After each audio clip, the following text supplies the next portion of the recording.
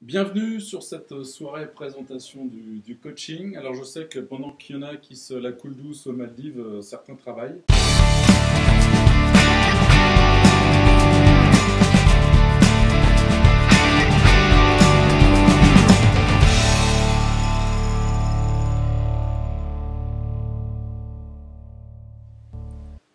Alors, deuxième partie de la soirée, après la présentation que nous avons fait. Alors je vous dis tout de suite pour ceux qui sont derrière leur écran, je suis avec Evelyne ici, Hervé ici, donc nous avons fait l'exercice de présentation.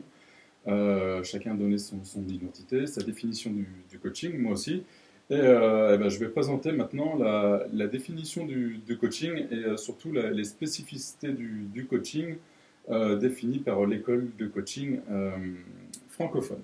Voilà, alors le coaching déjà, c'est une relation qu'il y a entre deux personnes. Alors ces deux personnes, nous avons ici un coach et nous avons ici donc le coach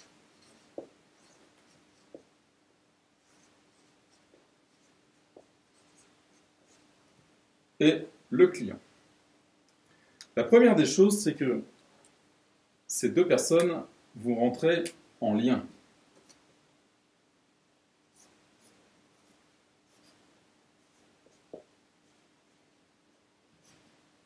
Alors ce lien, ça va être quoi? Ça va être juste de s'asseoir au même endroit, de rentrer en communication l'un avec l'autre et d'avoir une discussion tous les deux. De cette discussion va naître petit à petit de la confiance.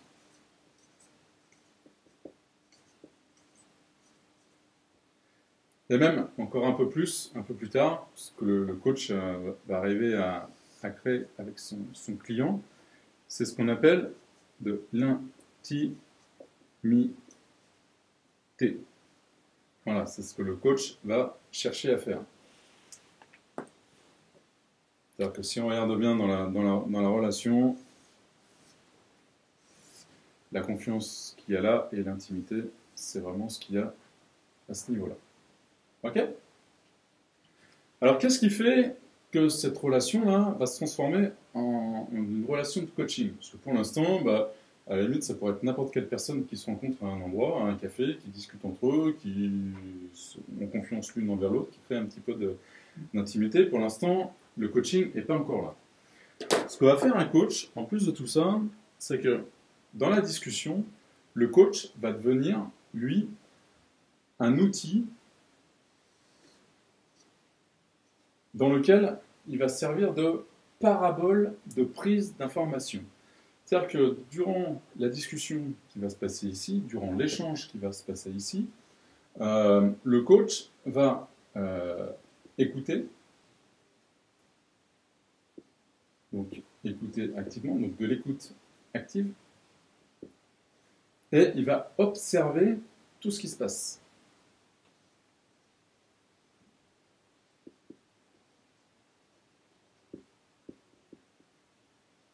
Alors, il va écouter le verbal, il va observer le non-verbal.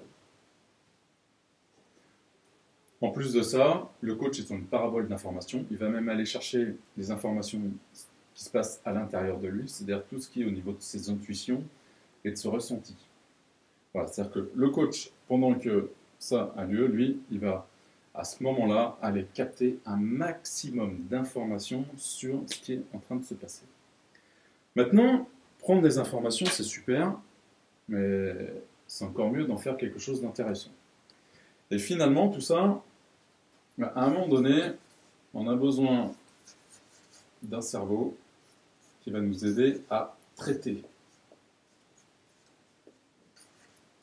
les informations. Comme n'importe quel ordinateur, on lui envoie plein de données, mais à un moment donné, c'est lui qui les traite, qui les classe, qui les trie, qui en fait quelque chose pour en sortir des données de sortie intéressantes. Donc, un coach va faire exactement la même chose, c'est-à-dire qu'il va récupérer un maximum d'informations pour les décoder,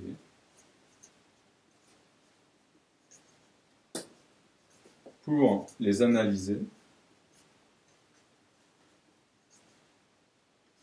Le coach va aussi travailler avec ses intuitions,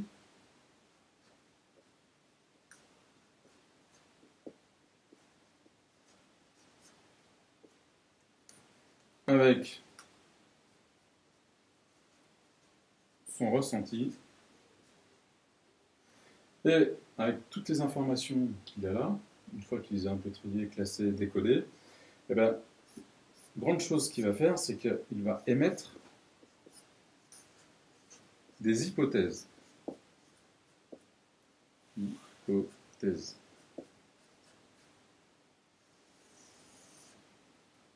Voilà. En même temps, ce processus-là, vous le faites aussi quand vous parlez à votre meilleur ami. À partir de ce qu'il vous dit, vous êtes toujours en train d'écouter, de décoder ce qui se passe.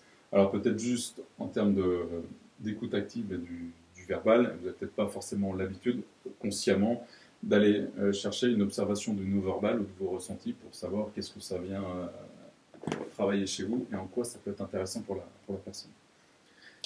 La spécificité du coaching vient du fait qu'à partir de ce moment-là, quand un coach classe toutes ces informations et qu'il en fait des hypothèses, il ne va pas retourner une information comme ça de manière affirmative à son client, il va renvoyer l'information sous forme de questions, et uniquement de questions.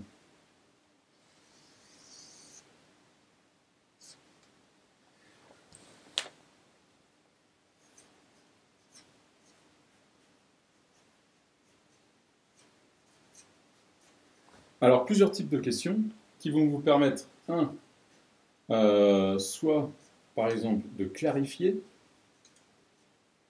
ce que le client vous dit, vous avez besoin d'avoir un peu plus de précision, soit des questions qui vous permettent de vérifier, ou alors, carrément, de valider des hypothèses. C'est-à-dire qu'il y a du lien qui se crée, de la confiance, une certaine intimité. Le coach, par parabole d'informations, va récupérer un maximum d'informations qu'il peut voir, entendre, ressentir, va traiter toutes ces informations-là et va en faire des hypothèses. Et ces hypothèses-là ne valent quelque chose qu'à partir du moment où, en reposant des questions au client, elles sont validées, vérifiées, ou alors les hypothèses, clarifiées pour refaire d'autres. Et puis, on va tourner comme ça, jusqu'à temps qu'il y ait des choses intéressantes qui sortent. L'ultime but d'un coach. Le coach a besoin que ce soit le client qui trouve ses propres réponses. C'est pour ça qu'il ne pose que des questions. Et le but du jeu, c'est d'arriver à ce que le client, en fait, arrive dans un espace où il est dans son dialogue interne. Et c'est quand le client sera dans son dialogue interne qu'il arrivera à trouver ses réponses à lui. Donc ce dialogue interne,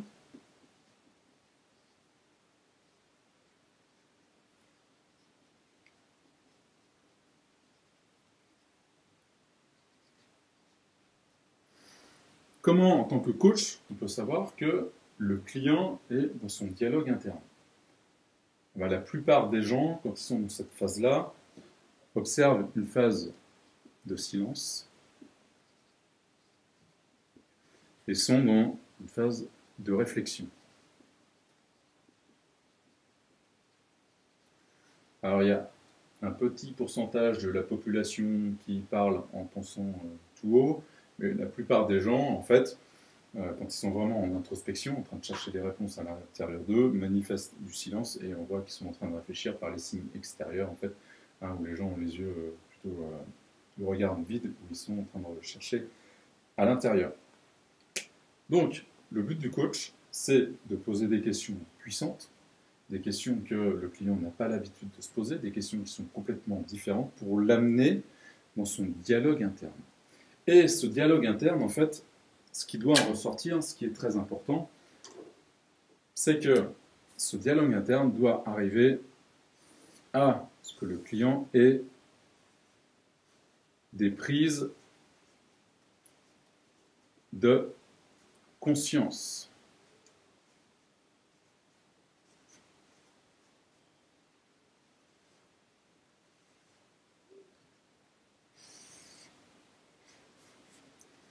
Voilà, une prise de conscience. À partir du moment où le client va prendre conscience d'un comportement, d'une pensée, d'une manière de faire qu'il a, à partir de ce moment-là, il va pouvoir changer. Alors ces prises de conscience-là, elles sont forcément nécessaires et vont répondre à l'objectif du client. C'est-à-dire qu'au début du coaching, le coach et le client vont déterminer ensemble l'objectif sur lequel le client veut avancer. Donc l'objectif, la définition de l'objectif est la première partie du coaching. Et en fait, tout le travail de questionnement, prise d'information est fait pour amener le client dans son dialogue interne pour qu'il ait une prise de conscience. À partir du moment où le client a pris conscience de quelque chose qu'il pouvait changer, améliorer ou faire différemment, dans ce cas-là, il va pouvoir passer à l'étape d'après qui est la construction d'un plan d'action.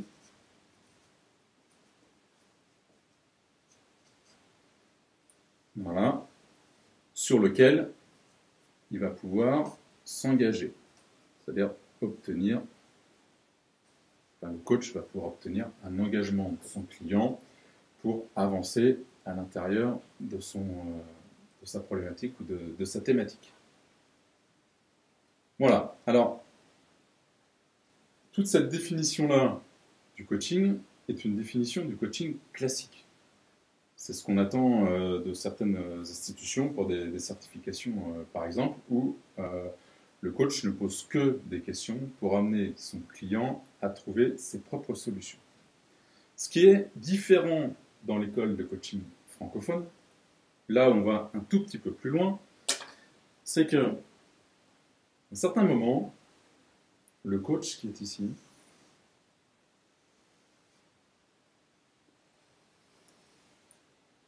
on va pouvoir faire de lui un outil encore plus riche pour le coaching.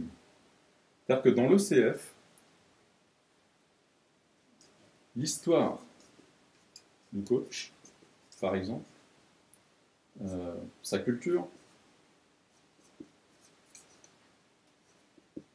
ses outils particuliers, ça peut être la PNL, par exemple, ou ça peut être le tarot, par exemple. Les outils du coach vont lui servir, avec tout ce qu'il est, à aider son client à avoir ses prises de conscience. Alors cette partie-là n'est possible qu'à une seule condition.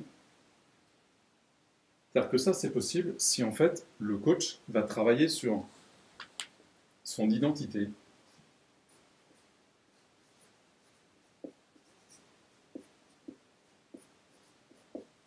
Il va travailler sa posture, sa présence.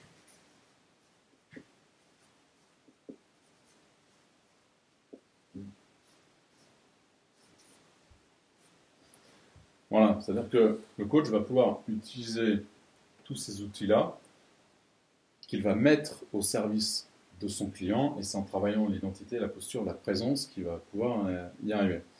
Tout ça pour finalement que le coach trouve sa différence dans son style, dans ce qu'il est, et surtout à pouvoir travailler ça avec énormément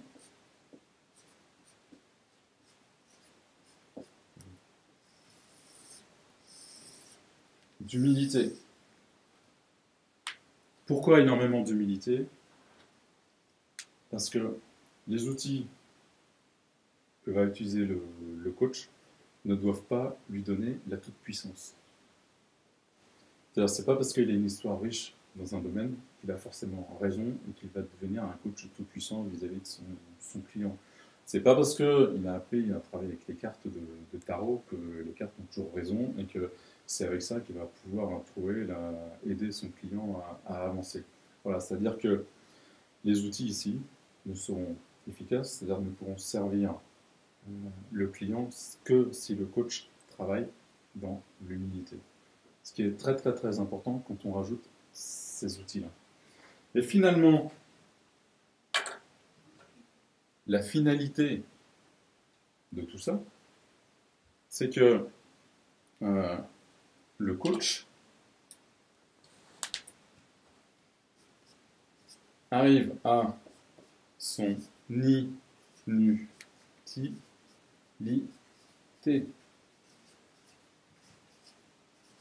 Donc, l'inutilité du coach au service de l'autonomie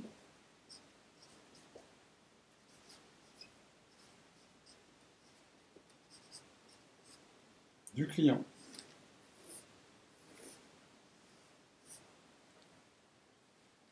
C'est-à-dire que finalement, le but du coaching, c'est que le client devienne autonome et avance sur ces thématiques tout seul.